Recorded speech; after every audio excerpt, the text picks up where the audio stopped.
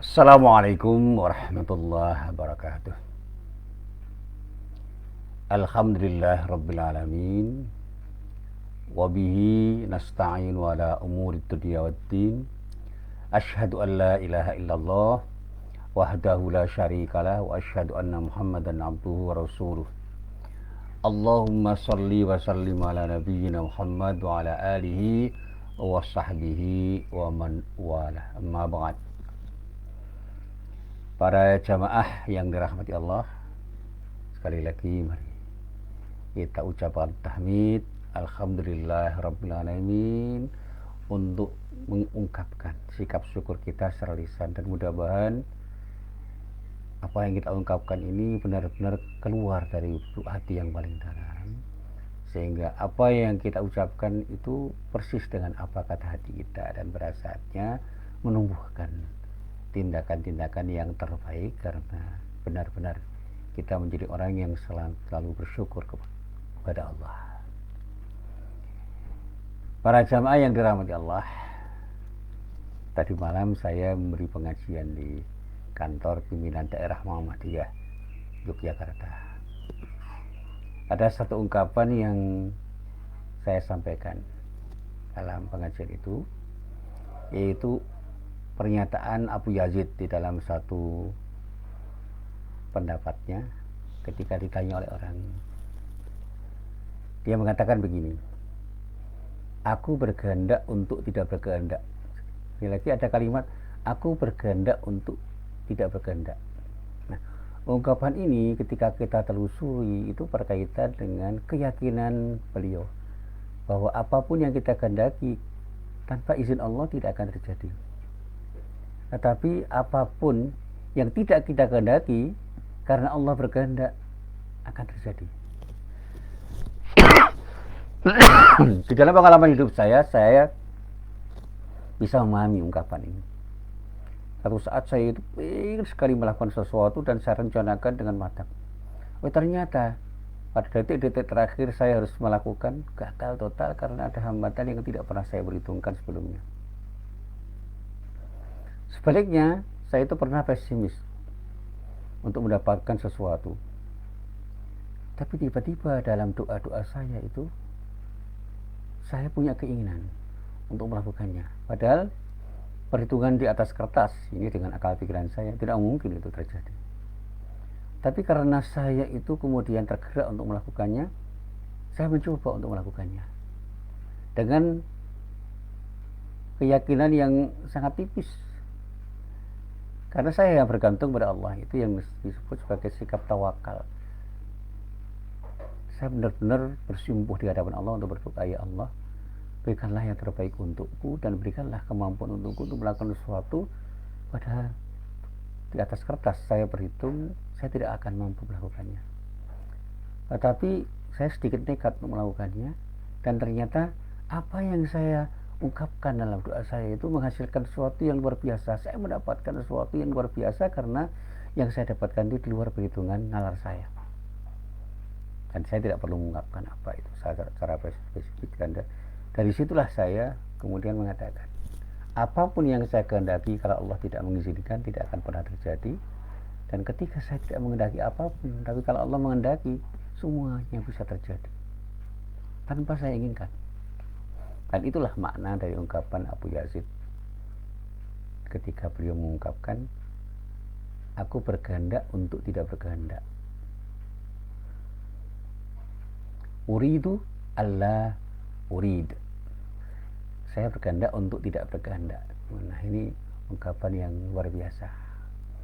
Dan kesadaran sofistik semacam ini harus dipahami dengan perspektif sofistik. Saya membaca tulisannya Pak Haidar, bukan Pak Haidar Nasir itu, Haidar Bakir, tentang tasawuf dan epistemologinya. Ternyata ketika kita itu bertasawuf, kita ini sudah menggunakan nalar bawah sadar, dan pada saat itu kita sudah tidak lagi berhitung dengan hitungan-hitungan yang empiris, rasional, yang biasa. Kita berhitung dengan perhitungan-perhitungan yang di luar perhitungan orang biasa. Karena apa? Ketika kita sudah masuk dalam wilayah tasawuf, kita itu menggunakan basirah, bukan basor lagi. Mata hati kita yang bicara. Sehingga kesadaran spiritual kita itu terbangun sebegitu rupa untuk tidak melakukan sesuatu karena Allah dan melakukan sesuatu karena Allah. Jadi ketika kita itu berangkat untuk sholat, kita sholat karena Allah. Dan ketika kita tidak bermaksiat, kita tidak bermaksiat karena Allah. Karena itulah kemudian bahasanya bukan bahasa kewajiban untuk melakukan atau bahasa harapan untuk mendapatkan pahala atau bahasa untuk takut terhadap siksa Allah. Jadi kita berbuat sesuatu bukan karena ingin mendapatkan pahala atau takut adab Allah, tetapi karena cinta kita kepada Allah. Dan cinta itu yang menjadi energi yang luar biasa untuk menggerakkan sesuatu dalam rangka untuk beribadah kepada Allah. Sehingga dengan cinta kita kepada Allah, kita tergerak untuk melakukan sesuatu dan ada energi yang luar biasa yang tidak bisa dinilai oleh orang lain. Karena orang itu sudah mencintai Allah dengan cinta yang tulus, dan karena cintanya kepada Allah, kemudian dia bisa berbuat sesuatu karena Allah dan untuk Allah. Dan satu hal yang dia harapkan hanya satu yang tidak bisa diganggu-gugat, yaitu ridho Allah.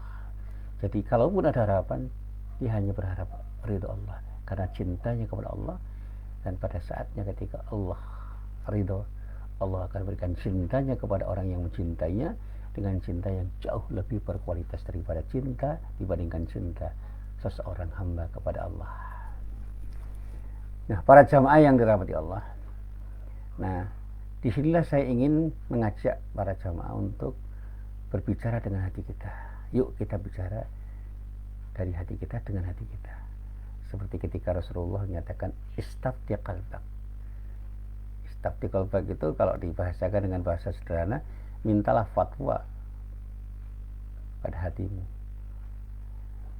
Kepada hati kita untuk minta berfatwa. Artinya apa? Ajaklah hati berbicara dan renungkan apa yang akan atau tidak akan kita lakukan dengan pertimbangan yang muncul dari lubuk hati yang paling dalam. Sehingga ketika kita ragu untuk melakukan sesuatu, bertanya pada hatimu, pada hati kita, untuk melakukan atau tidak melakukan apa yang kita ragukan itu. Ketika hati kita mengatakan jangan lakukan. Ketika hati kita mengatakan lakukan dengan suatu keyakinan bahwa ada sesuatu yang menggerakkan diri kita, yaitu hati kita yang bersih, yang pada saatnya akan menggerakkan sesuatu dengan gerak-gerak yang tertata. Karena apa? Kita bergerak karena izin Allah, kita bergerak karena Allah, dan kita bergerak dalam rangka untuk mendapatkan ridha Allah. Dan ketika kita tidak bergerak, memang kita tidak akan bergerak karena izin Allah, kita tidak akan bergerak karena tidak ingin mendapatkan adab dari Allah, dan kita tidak bergerak karena kita benar-benar ingin hanya mendapatkan ridha Allah dengan tidak bergerak itu. Termasuk ketika kita harus berkata-kata atau diam. Berkatalah sesuatu karena Allah dan diamlah karena Allah. Dan pada saatnya apapun yang kita katakan atau diam kita, itu akan menjadi sesuatu yang mendapatkan ridho dari Allah Subhanahu wa ta'ala. Nah, para jamaah yang dirahmati Allah, disinilah saya ingin sekali berbicara kepada para jamaah tentang hati manusia dan bagaimana ketika hati itu berpenyakit. Nah, satu ungkapan yang sering saya ungkapkan, hati manusia itu tidak selamanya sehat, tidak selamanya bersih, tidak selamanya jernih. Kadang-kadang kotor, kadang-kadang tidak sehat, kadang-kadang sakit. Dan bahkan pada suatu saat hati kita itu bisa tertutup, sehingga karena tertutup kita menjadi orang yang punya hati tetapi mati, karena tidak bisa kita gunakan untuk apapun karena kematian hati kita itu. Saya katakan hati manusia itu tidak selama bersih karena di dalam perjalanan hidupnya setiap manusia itu akan selalu bersentuhan dengan sejumlah persoalan hidup yang bisa mengotori hatinya. Oleh karena itu Rasulullah SAW itu membagi hati manusia itu menjadi 4 macam, sebagaimana sabda Rasulullah yang termuat di dalam kitab Musnad Imam Ahmad yang diriwayatkan oleh Abu Sa'ad Al-Khudri, yang dinukil oleh Imam Ahmad di dalam kitabnya Musnad Ahmad bin Hambal juz 3 halaman 17, hadisnya nomor 11.129. Rasulullah dikatakan pada suatu saat mengatakan dengan perkataan yang tegas, al-qulubu arba'ah. Hati manusia itu kalau kita pilah itu ada 4 macam. Yang pertama yang disebut dengan qalbun ajradu fihi mithlus siraji yazhar. Ada yang namanya qalbun ajrad, hati yang bersih. Hati yang bersih itu seperti lentera yang bercahaya. Jadi lentera yang bercahaya, bukan sekedar lentera, tapi bercahaya. Ibarat lilin, itu lilin yang menerangi kegelapan. Bukan sekedar lilin yang mati, atau lilin yang menyala tetapi tertutup oleh sesuatu sehingga tidak menyinari sesuatu yang ada di sekitarnya. Wa qalbun aghlafu marbutun ala ghilafi. Kemudian ada yang disebut qalbun aghlaf, hati yang tertutup. Hati yang tertutup ialah hati yang terikat dengan tutupnya. Jadi kalau tadi saya umpamakan ada lilin yang menyala itu tidak akan berfungsi apa-apa ketika tertutup oleh tutup yang rapat, sehingga lilin itu hanya akan bercahaya dan menerangi sesuatu yang ada di dalam tutup itu, sehingga kita yang ada di luar tutup itu tidak akan tersinari oleh cahaya lilin. Nah, kemudian dikatakan wa qalbun mankusun wa qalbun musfahun. Nah, gitu. Dan ada yang ketiga dan keempat, yaitu hati yang sakit dan hati yang terbalik. Nah, kemudian Rasulullah menerangkan, fa ammal qalbul ajradu wa qalbul mu'mini siraju fihi nur. Adapun yang disebut dengan hati yang bersih adalah hatinya orang yang beriman. Ia seperti lentera yang bercahaya. Jadi hatinya orang yang beriman itu hati yang disebut seperti lentera yang bercahaya dan menyinari sesuatu yang ada di sekitarnya. Wa ammal qalbul aghlaf wa qalbul kafiru. Nah, sementara hati yang disebut dengan hati yang tertutup adalah hatinya orang-orang kafir. Wa ammal qalbun mankusu qalbul munafiqi arafa summa ankara.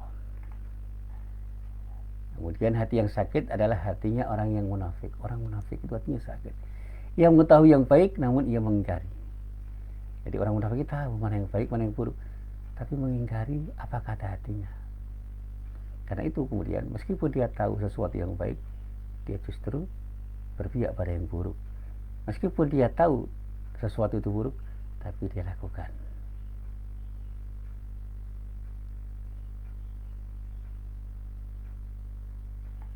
Nah, kemudian dikatakan wa ammal qalbul musfah fa qalbun fihi imanun wa nifaqun. Wa mathalul imani fihi kamathalil baqlati yamudduhal ma'u tayyibu.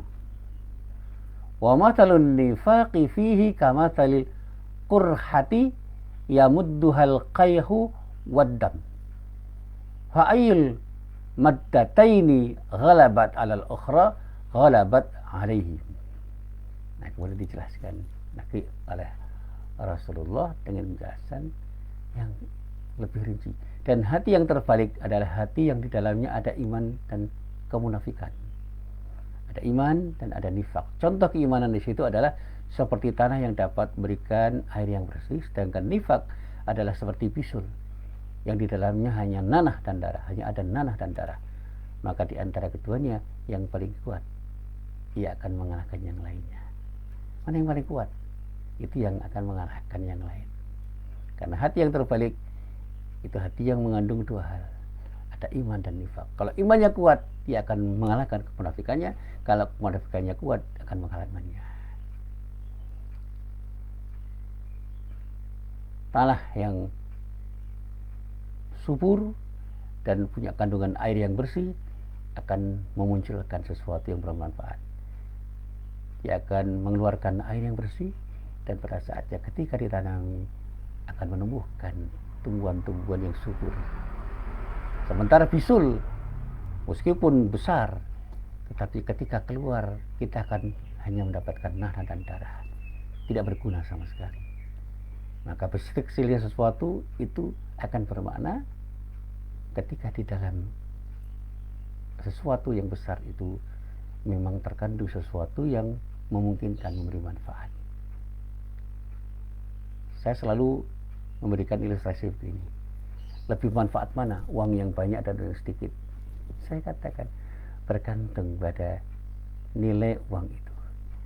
Uang yang banyak yang dihasilkan dengan upaya yang tidak baik, itu akan tidak memberikan kebaikan kepada orang yang memilikinya, apalagi yang memilikinya itu adalah orang-orang yang tidak beriman. Orang munafik, orang kafir bisa memperoleh harta dengan cara korupsi, dan koruptor itu adalah orang yang hatinya kotor, maka dia akan menggunakan harta korupsinya itu untuk sesuatu yang tidak searah dengan apa yang seharusnya dia lakukan ketika dia beribadah kepada Allah. Maka meskipun dia ingin beribadah dengan hartanya, maka hartanya itu tidak akan memberikan manfaat apa-apa pada dirinya. Sementara orang yang beriman, meskipun dia hanya memiliki harta yang sedikit, karena Allah ridho, maka hatinya itu penuh dengan berkah, sehingga sekecil apapun kenikmatan yang dia miliki termasuk hartanya, dia akan bisa menggunakan hartanya dengan sebaik-baiknya dan memberikan manfaat pada dirinya karena Allah ridho. Nah, para jamaah yang dirahmati Allah, sekarang mari kita coba untuk kita urai. Yang pertama tentang qalbun ajrat, hati yang bersih, hati yang jernih, hati yang murni. Qalbun ajrat atau yang bersih, yang betul-betul jernih, yang murni, yaitu hati yang terlepas dan selamat dari selain Allah dan Rasulnya. Maka hati itu dikatakan telah terlepas serta selamat dari apapun selain kebenaran, selamat dari kesesatan, selamat dari penyimpangan. Pada hati itu ada lentera yang menerangi, itulah lentera keimanan. Jadi ada lentera yang menyinari, menerangi, karena ada keimanan yang tumbuh dan memancar menjadi sesuatu yang memberikan cahaya. Disebut kemudian menuju keselamatan dari berbagai macam syubhat atau kerancuan, kebatilan, dan syahwat yang jahat. Juga di dalam hati itu terdapat lentera yang bercahaya terang benderang dengan cahaya ilmu dan keimanan yang menerangi sesuatu yang ada di sekitarnya. Sementara sebaliknya, qalbun aghlab, hati yang tertutup. Yang tertutup itu apa? Hati disebut aghlab, yang tertutup itu ketika hati yang dimiliki itu betul-betul dimiliki orang kafir. Karena hati orang kafir masuk ke dalam tutupan. Seperti tadi, lentera yang tertutup dengan tutupan yang rapat. Maka tidak akan sampai kepadanya cahaya ilmu dan keimanan, sebagaimana Allah menceritakan tentang orang-orang Yahudi dalam Al-Quran surah Al-Baqarah ayat 88. A'udzu billahi minasyaitonir rajim. Wa qalu qulubuna ghulfun bal la'anahumullahu bikufrihim wa qalilan ma yu'minun. Nah, ini yang saya coba untuk saya renungkan.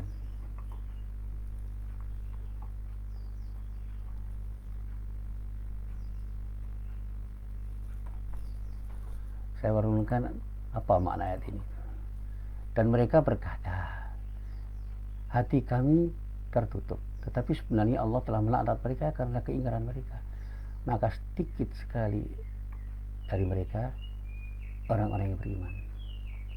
Jadi orang Yahudi itu punya peluang untuk beriman. Tapi karena mereka banyak mengingkari apa yang seharusnya mereka imani, maka mereka menjadi orang-orang yang tidak beriman. Mayoritas orang Yahudi tidak beriman. Nah, makna aghlaf adalah yang masuk ke dalam tutupannya. Sesuatu yang masuk dalam tutupannya. Maka qalbun aghlab artinya hati yang masuk dalam perangkat yang menutupinya.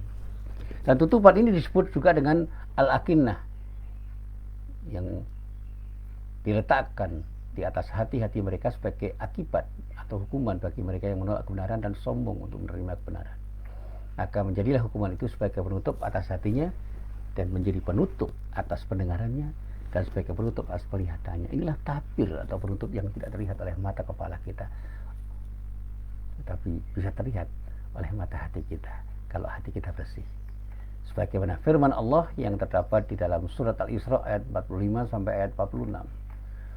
Wa idza qara'tal Qur'ana ja'alna bainaka wa bainal ladzina la yu'minuna bil akhirati hijaban mastura wa ja'alna 'ala qulubihim akinnatan ay yafqahuhu wa fi adhanihim waqra wa idza dzakarta rabbaka fil Qur'ani wahdahu wallau 'ala adbarihim nufura. Dan apabila kamu membaca Al-Quran, niscaya kami adakan antara kamu dan orang-orang yang tidak beriman kepada kehidupan akhirat suatu dinding yang tertutup, dan kami adakan tutupan di atas hati mereka dan sumbatan di telinga mereka agar mereka tidak dapat memahaminya. Dan apabila kamu menyebut Tuhanmu saja dalam Al-Quran, niscaya mereka berpaling kepada Kang karena kebenciannya. Jadi saya itu punya pengalaman berdialog dengan orang yang tidak percaya pada Al-Quran. Ya, sampai pada pacar tertentu saya jengkel. Kenapa? Mereka itu selalu membantah dengan bantahan yang tidak rasional, bahkan menyerang pribadi saya. Ada argumentum et hominum dalam bahasa logika. Dia menyerang pribadi saya. Anda kan belum doktor, gitu. Kenapa Anda itu dengan sangat yakin membantah pendapat saya? Saya kan sudah profesor. Nah, ini betulan orang yang saya ajak itu orang yang sudah profesor, dan orang ini tertutup pintu hatinya untuk menerima kebenaran dari orang yang dianggapnya remeh. Jadi saya pernah diskusi dengan orang itu di satu kesempatan. Semula diskusi itu bagus, lancar, karena apa? Kita saling menghargai. Tiba-tiba ketika dia terpojok, dia membantah dan melakukan pembenaran-pembenaran yang tidak rasional. Jadi pengalaman intelektual saya, dan saya kemudian merenung. Akhirnya apa? Saya mengatakan, ya sudah, saya tidak mau berbicara dengan orang seperti itu, karena pada saat saya berbicara dengan orang itu, saya akan lelah, karena dia sudah tidak bisa berbicara dengan akal sehatnya.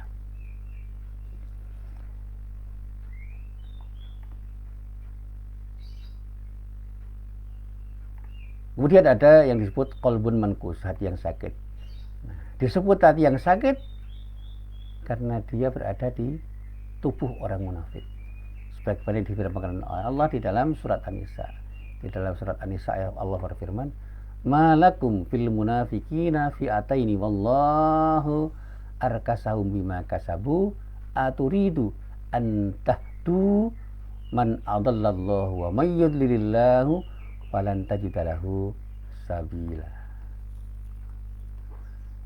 Dikatakan di dalam ayat ini, maka mengapa kamu terpecah menjadi dua golongan dalam menghadapi orang-orang munafik, padahal Allah telah membalikkan mereka kepada kekafiran disebabkan upaya mereka sendiri. Apakah kamu bermaksud memberi petunjuk pada orang-orang yang telah disesatkan Allah?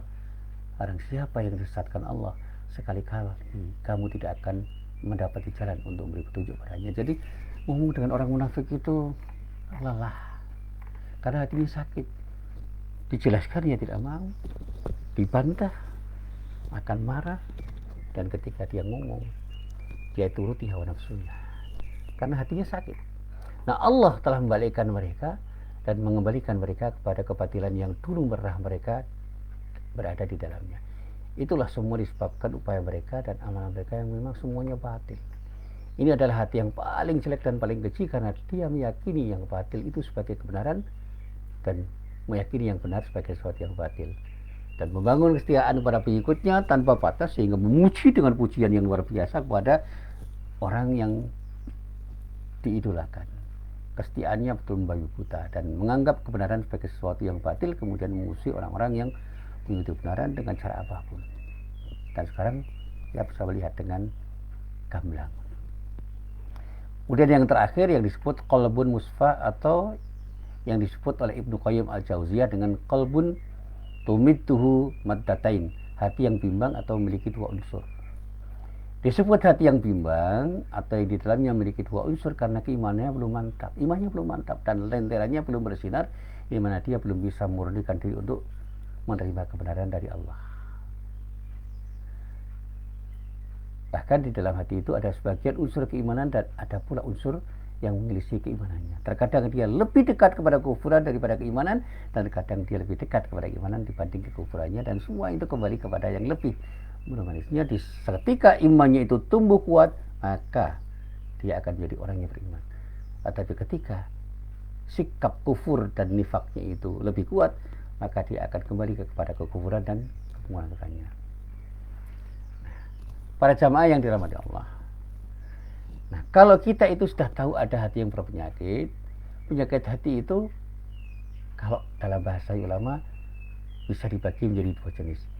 Yang pertama jenis penyakit yang si penderitanya tidak merasakannya, dan inilah jenis penyakit yang sudah lama kita kenal di dalam kajian tasawuf. Seperti penyakit kebodohan, kerancuan-kerancuan di dalam memahami agama, keraguan-keraguan dan syahwat-syahwat yang kemudian melahirkan sesuatu yang menyimpang. Dan inilah jenis penyakit yang terbesar di antara dua penyakit hati. Akan tetapi karena rusaknya hati, maka si penderita tidak merasa bahwa dia sakit, disebabkan mabuk kebodohan dan hawa nafsunya telah menghalanginya untuk mengetahui penyakitnya.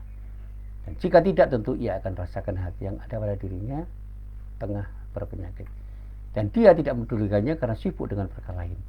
Ini adalah jenis penyakit yang paling berbahaya dan paling sulit. Yang bisa mengobatinya adalah kembali pada Allah dengan bertaubat, dan orang-orang yang mengikuti merekalah dokter-dokter dari penyakit jenis ini. Kalau mereka itu bisa mengerti bahwa mereka yang mereka dampingi orang yang berpenyakit, dan mereka punya kesadaran untuk membantu mereka agar sembuh dari penyakit mereka. Jadi saya punya pengalaman untuk berhadapan dengan orang-orang yang sombong.